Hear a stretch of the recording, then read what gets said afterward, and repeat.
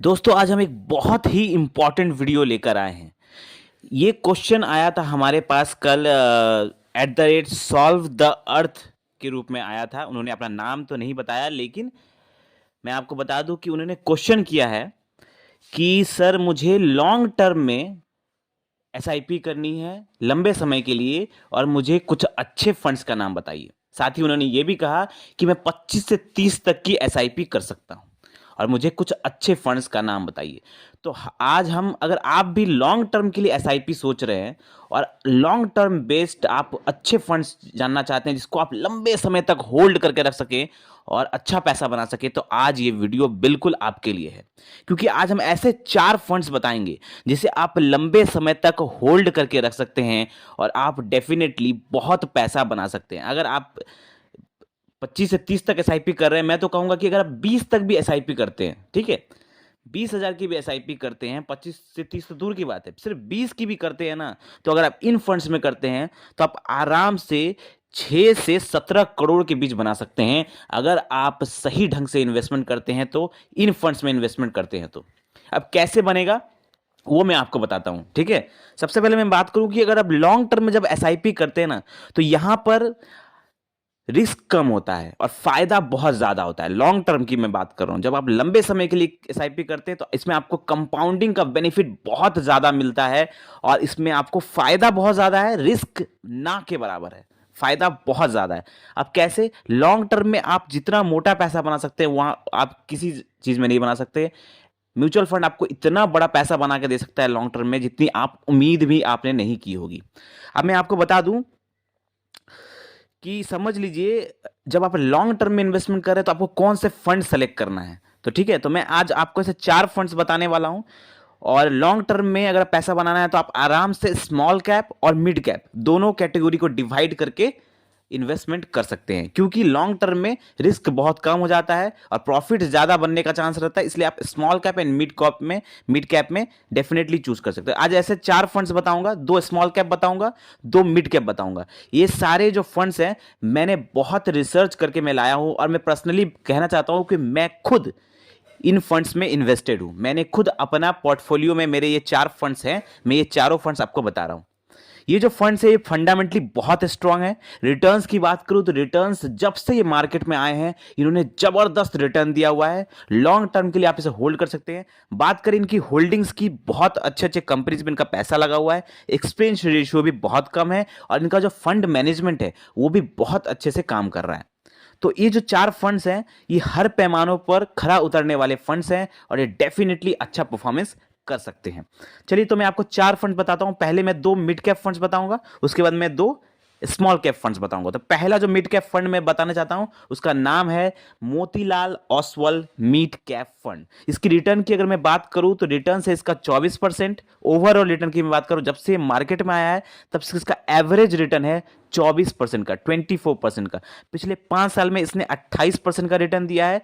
पिछले 3 साल में इस फंड ने 35% का रिटर्न दिया है और पिछले साल 1 साल में इस फंड ने 55% का रिटर्न दिया है। लेकिन मैं हमेशा कहता हूं रिटर्न देख के मैं कभी इन्वेस्टमेंट नहीं करता। मैं इन्वेस्टमेंट करता हूं उस फंड का साइज, होल्डिंग्स, एक्सपेंस रेशियो और मैनेजमेंट देखकर। अब मैं बात करूं इसको रेटिंग मिला हुआ है 5 स्टार इसकी रेटिंग मिली हुई है।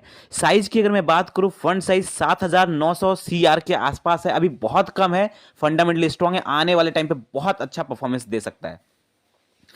होल्डिंग्स की मैं बात करूं, 26 कंपनीज उनका पैसा लगाया। होल्डिंग्स मैंने चेक किया हुआ है, बहुत अच्छे कंपनीज में। आप खुद भी जाके इसकी होल्डिंग्स चेक कर सकते हैं, बहुत अच्छी जगह पैसा लगा हुआ है। एक्सपेंस रेशियो की मैं बात करूं, मैं हमेशा कहता हूं 1% से कम होना चाहिए। 0.63% का इसका एक्सपेंस रेशियो है। तो ये फंड मिड कैप कैटेगरी में आप पहला चूज कर सकते हैं। दूसरा मैं बात करूंगा कि Mirae asset mid cap fund, जो दूसरा मिड कैप कैटेगरी का है, इसके रिटर्न की मैं बात करूं 29% का इसने ओवरऑल रिटर्न दिया हुआ है एवरेज। 5 ईयर में फिर इन्होंने 29% का रिटर्न दिया हुआ है। पिछले 3 साल में पिछले 1 साल की अगर मैं बात करूं तो इसने 49% का रिटर्न दिया हुआ है। तो बहुत तगड़ा रिटर्न भी है इनका। रेटिंग 3 स्टार है। साइज की अगर मैं बात करूं फंड साइज की, तो बहुत ज्यादा नहीं है। 14,000 सीआर के आसपास है। और ये बहुत अच्छी बात है, अगर कोई ऐसा फंड जो फंडामेंटली स्ट्रांग हो, अच्छा काम कर रहा है, अच्छे अच्छे कंपनीज में पैसा लगा हुआ है, अगर उनका फंड साइज कम है तो आने वाले टाइम पर डेफिनेटली वहां पर और लोग पैसा इन्वेस्ट करेंगे, वहां फंड साइज बढ़ेगा, आपका रिटर्न्स बढ़ेगा। होल्डिंग्स की मैं बात करूं, 70 कंपनीज में पैसा लगा हुआ है, अच्छी कंपनीज है। एक्सपेंस रेशियो 0.57% का है, बहुत तगड़ा है। ठीक है, अब ये दोनों फंड्स आप मिड कैप कैटेगरी में चूज कर सकते हैं। अब दो स्मॉल कैप बताऊंगा, इसको भी आप चूज कर सकते हैं, बहुत तगड़े फंड है। स्मॉल कैप कैटेगरी का मैं पहला जो फंड बता रहा हूं वो है निप्पॉन इंडिया स्मॉल कैप। ठीक है, निप्पॉन इंडिया स्मॉल कैप, इसके रिटर्न की मैं बात करूं तो इसने ओवरऑल रिटर्न दिया हुआ है 27% का। पिछले 5 साल में इसने 32% का रिटर्न दिया है। पिछले 3 साल में इसने 37% का रिटर्न दिया है। पिछले 1 साल में इसने 59% का रिटर्न दिया है। रेटिंग इसकी 4 स्टार इसकी रेटिंग है। होल्डिंग्स इसने 205 कंपनीज में पैसा लगा हुआ है। स्मॉल कैप कैटेगरी का बहुत ये जाना माना फंड माना जाता है इसे, और बहुत तगड़ा फंड माना जाता है। एक्सपेंस रेशियो इसका 0.80 है। फंड साइज थोड़ा ज़्यादा है, लेकिन परफॉर्मेंस कर सकता है। ये फंड बहुत तगड़ा परफॉर्मेंस कर सकता है। निप्पॉन इंडिया का बहुत कैपेबिलिटी है इस फंड में। अब चौथे जो फंड की मैं बात करूंगा जो स्मॉल कैप है वो है टाटा स्मॉल कैप। मुझे ये फंड बहुत ज़बरदस्त लगा। क्यों, मैं आगे बता रहा हूँ। पहले मैं इसके रिटर्न की बात करूँ, रिटर्न्स इसका 28% का इसका ओवरऑल रिटर्न है। पिछले 5 साल की अगर मैं बात करूँ तो इसने 30% का रिटर्न दिया हुआ है। पिछले 3 साल में इसने 34% का रिटर्न दिया है। पिछले 1 साल में इसने 45% का रिटर्न दिया है। 4 स्टार इसकी रेटिंग है। फंड साइज की अगर मैं बात करूँ तो 6,000 सीआर के आसपास है, और इतना कैपेबिलिटी वाला फंड, सिर्फ 6,000 सीआर के आसपास इसका फंड साइज है, बहुत कैपेबिलिटी है। आने वाले टाइम पे बहुत तगड़ा रिटर्न देने के चांसेस है। होल्डिंग्स की मैं बात करूं, 51 कंपनीज में की होल्डिंग्स है। एक्सपेंस रेशियो इसका सिर्फ 0.30% का है। तो मुझे तो ये फंड बहुत ज़बरदस्त लगा टाटा स्मॉल कैप में। मैंने तो इस फंड को जब एनालिसिस किया उसी टाइम मैंने इसमें इन्वेस्टमेंट कर दिया, थोड़ा भी मैंने इंतजार नहीं किया, और तुरंत मैंने इसमें एसआईपी चालू कर दिया था जैसे ही मैंने इसका एनालिसिस किया था। तो मुझे ये फंड बहुत तगड़ा लगा था।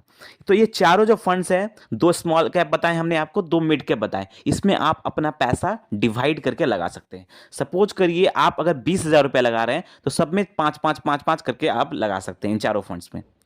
तो पैसे को अपना डिवाइड कर लीजिए और लगा दीजिए। अब मैं आपको बात करता हूँ आपको कितना पैसा मिल सकता है इन फंड्स में इन्वेस्ट करके।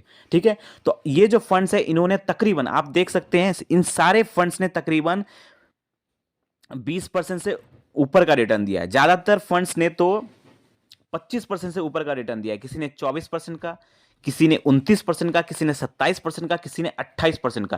और ये रिटर्न 1-2 साल का नहीं है, ये रिटर्न तब है, इसका ओवरऑल रिटर्न में कह रहा हूं, जब से मार्केट में आया तब से इसका एवरेज रिटर्न में बता रहा हूं। ये सारे फंड्स का एवरेज रिटर्न बहुत तगड़ा है। चलिए, मैं उतना नहीं मानता हूं, मैं आपको 2 सिनेरियो देता हूं। अगर ये फंड 20% का रिटर्न भी देता है, और अगर आप 20,000 रुपए की भी एसआईपी करते हैं तो आप कितना पैसा बना सकते हैं, इसके बाद मैं बताऊंगा आपको। 15% का भी बताऊंगा। तो चलिए, मैं मानता हूं कि आप 20,000 रुपए की एसआईपी करते हैं, 25 से 30 दूर की बात है, आप सिर्फ 20,000 रुपए की एसआईपी करते हैं, और अगर ये फंड्स एवरेज रिटर्न सब मिला के अगर 20% का रिटर्न भी दे रहे हैं, तो आपका 20,000 का एसआईपी 25 साल तक, लंबे समय के लिए चला रहे हैं हम, 25 साल तक आप इन्वेस्ट करते हैं एसआईपी इसमें 20,000 रुपए की, तो आपका वैल्यू बनता है 17 करोड़ रुपए के ऊपर। तो आप, अगर ये 20% का रिटर्न देता है तो आपको 17 करोड़ रुपए मिल सकते हैं 25 सालों में, अगर आप इन फंड्स में इन्वेस्ट कर दे। चलिए, अगर 20% का रिटर्न नहीं भी मिलता है, अब यहां पे बहुत सारे लोग कमेंट करेंगे सर 20% का रिटर्न तो नहीं मिलेगा, लेकिन मैं कहता हूं फंड्स बहुत तगड़े हैं, दिया है इन्होंने मार्केट को रिटर्न। लेकिन अगर इन्होंने नहीं दिया, 20% का रिटर्न अगर नहीं भी मिला, तो भी अगर 15% का रिटर्न, तो यहां पे कहीं नहीं जाएगा आपका। 15% का रिटर्न मिलना लगभग तय है इन फंड्स में। चलिए, 15% का रिटर्न हम देखते हैं, तो भी यहां पे आपका 20,000 रुपए का एसआईपी कैलकुलेशन आपके सामने दिख रहा होगा, ये 25 सालों में आपको 6 करोड़ रुपए बना के देगी। 6 करोड़ रुपए। तो अगर 20% का रिटर्न देता है तो 17 करोड़ बना के देगा, और अगर 15% का रिटर्न भी देता है तो भी 6 करोड़ रुपए के ऊपर है। तो 20,000, सिर्फ 20,000 हम बता रहे हैं, हम 25,000 30,000 की एसआईपी बोल ही नहीं रहे हैं। सिर्फ अगर 20,000 की एसआईपी करते हैं तो आप यहाँ पे 17 करोड़ से लेकर 6 करोड़ से लेकर 17 करोड़ के बीच बना सकते हैं। तो आई होप आपको एक कैलकुलेशन समझ में आया होगा, फंड्स के बेसिक समझ में आए होंगे, फंड्स के एनालिसिस समझ में आए होंगे। फिर भी अगर कोई डाउट है आपके मन में कोई क्वेश्चन है आपके मन में तो आप हमें कमेंट करिए, हम इसका जवाब देने की कोशिश करेंगे। वीडियो अच्छा लगा हो तो लाइक करें और ऐसे ही ज़बरदस्त वीडियो पाने के लिए हमारे चैनल को सब्सक्राइब करें, हमें प्यार दें ताकि हमें भी हौसला मिल सके कि आप लोगों के लिए अच्छा फंड्स हम लेकर आएँ, अच्छे वीडियो आपके लिए बनाएँ। मिलते हैं अगले फाइनेंशियल वीडियो में। थैंक यू, धन्यवाद।